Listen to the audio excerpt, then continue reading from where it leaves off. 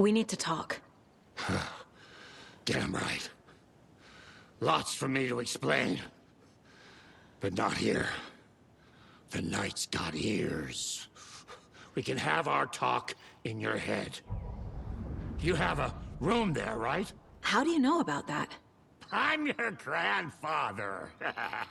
What don't I know?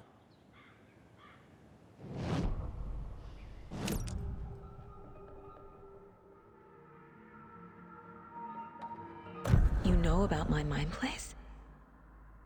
How is that possible? We all have the power. Find the truth. Damn right I do. Odin already told you you're a seer. You can gaze into their heads, see the truth. See past the lies. Past this bullshit horror story. Us Andersons aren't bound by it. You can fight it. Don't be the story. Make the story. It's true. I am a seer. I have a power. My mind place is more than I thought it was. This isn't my intuition. I'm seeing their thoughts. Is this why I know the truth about Logan? While everyone else forgot? You said you were my grandfather. If that's true, why wasn't I told about you? You were part of our fucked up family, way before this horror story. I was a shitty fucking dad to Freya.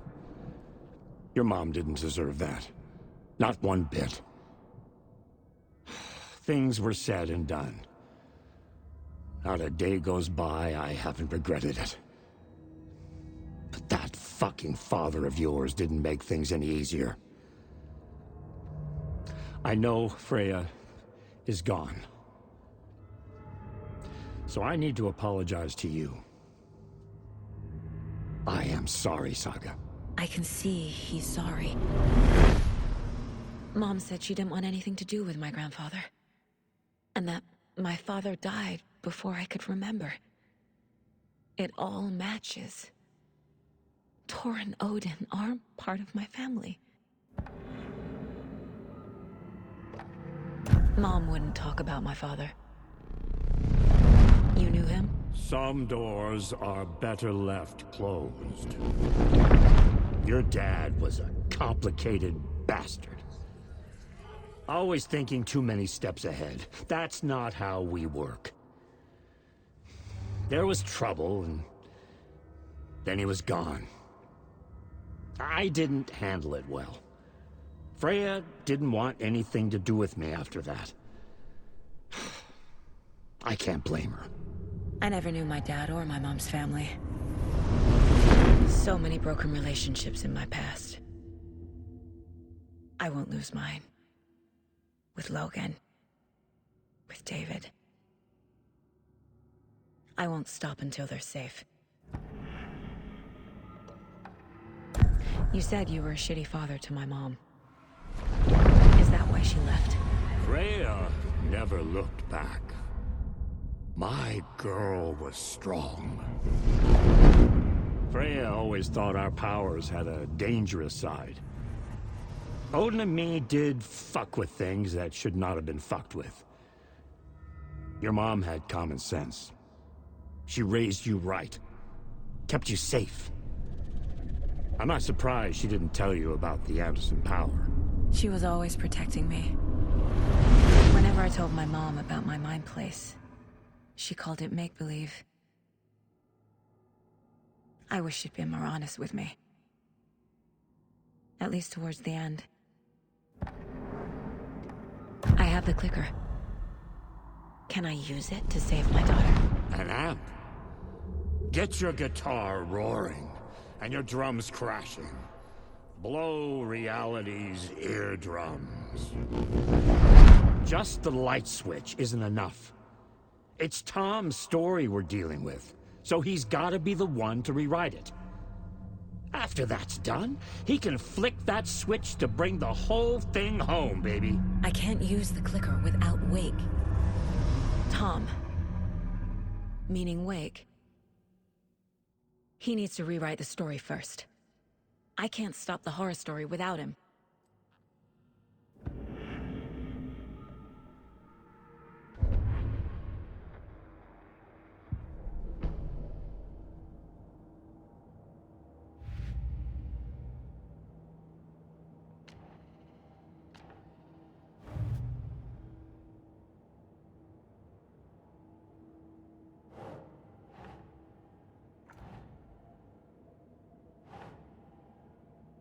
No.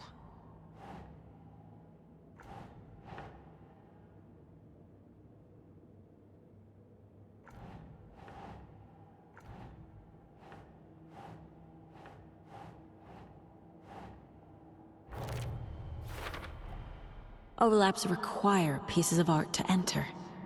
Is that because of the Dark Place's focus on art?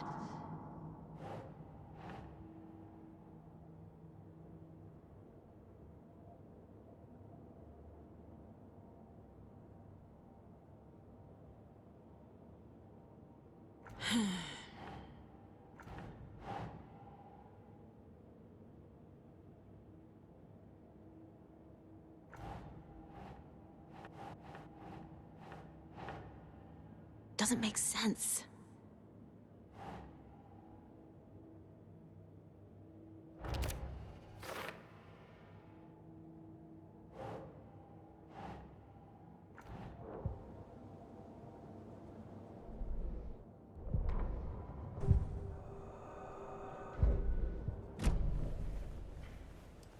Thanks for telling me this, Tor.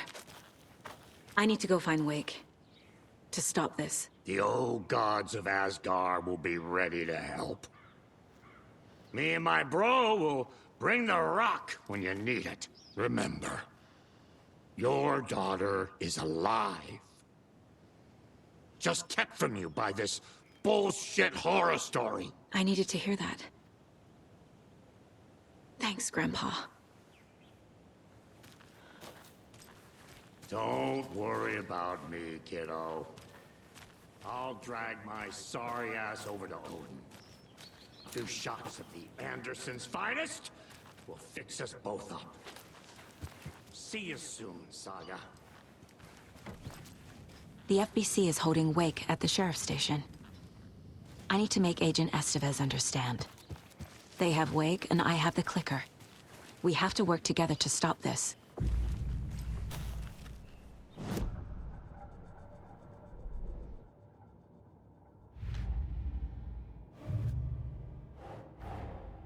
Get the clicker to Wake, and make him fix his attempt to play God. That's the plan. But the FBC have him.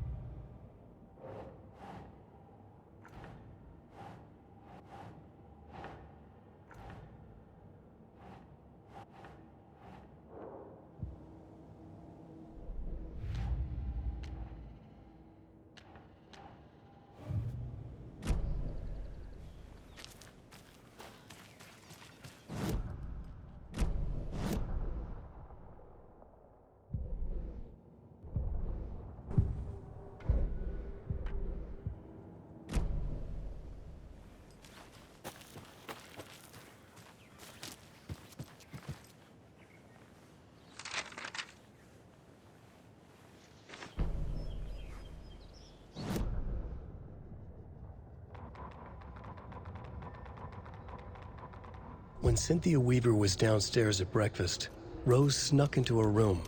With all the lamps in the room, it took her a while to find the one with an angel. Luckily, the dream Alan had sent her had been very clear. Rose was certain that Cynthia would not miss one lamp. She had so many. Tonight, Rose would put the lamp in a shoebox and let it sink into the garden pond. That's what Alan wanted. That's how she could help him. The thought made her whole body buzz with joy. Cynthia knew the lamp was missing the very moment she came back to her room. She was overcome by grief.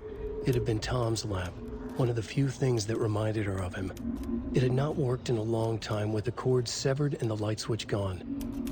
But there are other kinds of lights than the ones we can see.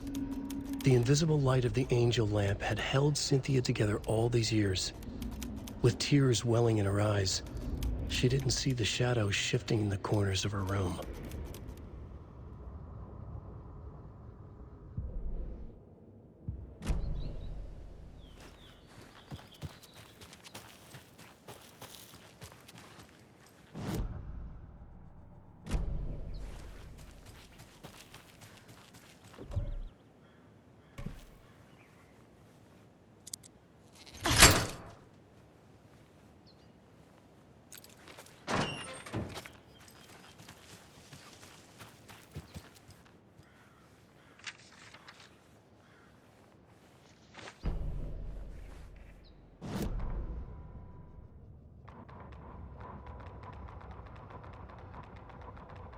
It's 1988, a face-off between deities on the rim of Cauldron Lake, high above its dark waters. Thunder roared, the old gods facing something even more powerful, something harder to define even. Or, changing the perspective, raving lunatics all, caught up in the frenzy of a shared delusion. The old gods, the corsairs of the Sea of Night, and the Dark One who yearned to stand in between, who had always stood in between, who would soon stand in between. We help you, you stay away from our family, Tor Anderson snarled over the thunder. Yes, until you all come to me, came the answer. That's never gonna happen, shouted Odin. I will take this as collateral, shall you remember our deal, said the Dark One. Blood arched from Odin's face as he fell to his knees. Lightning hit the dark figure on the cliff, and with that, he was gone. Tor rushed to his brother. Are you alright, bro? Effectively blind in that moment, the eye patch covering his left eye, his hand over the now empty socket of his right, blood oozing out of it. Odin cursed. The bastard took the wrong eye.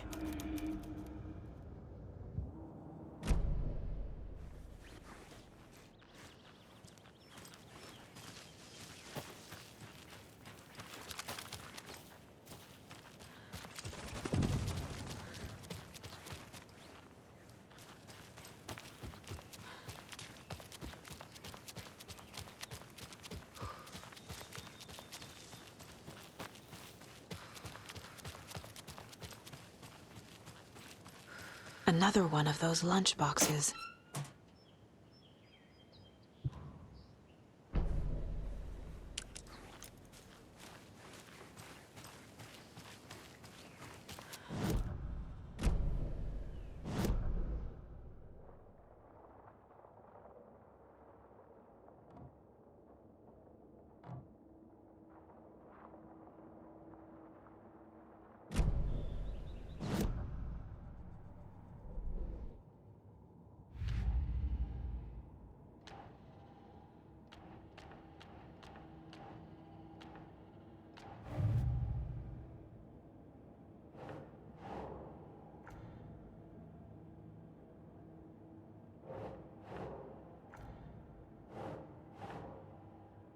No.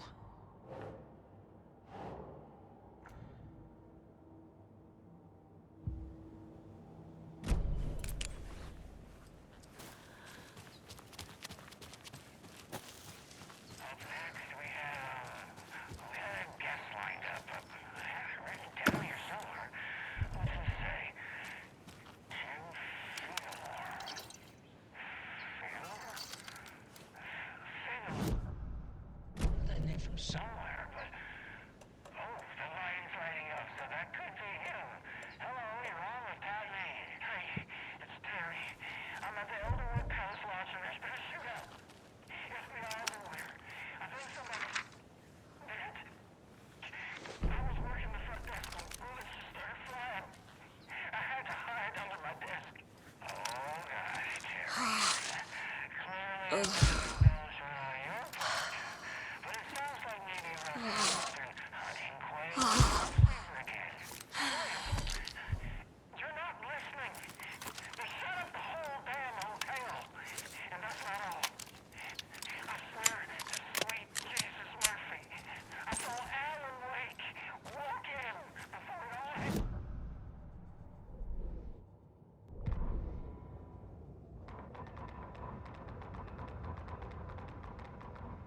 Emmett Elwood had had enough. All his life, he'd been surrounded by the same small-minded, impolite, ignorant people in town.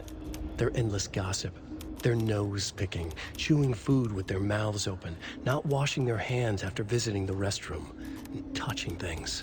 Touching everything. The world was going to hell. He'd watched day after day how all the nice things in life in Bright Falls were spoiled and ruined forever. There would be a just and terrible reckoning. Emmett had imagined many times how he'd make them pay. He had lovingly tended his anger, made it grow hotter. It was out in the open now. Ugly and slobbering, they reached at him with their unwashed hands. He'd beat them down, beat them until they no longer moved. And then he'd wash his hands with a strong antibacterial disinfectant.